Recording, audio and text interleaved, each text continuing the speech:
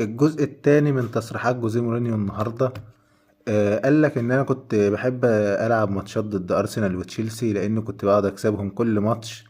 وتشيلسي بوم بوم وبكسبهم في اي ماتش كنت بلعبهم فيه.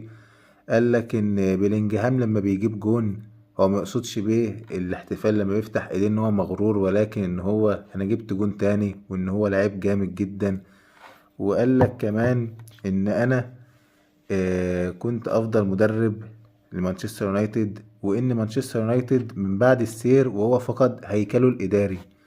وان انا كنت بتعرض للانتقاد من الاعلام وما كنتش مسنود كويس، ان ماتشات ريال مدريد وبرشلونة كانت من اعظم الماتشات في ايامها،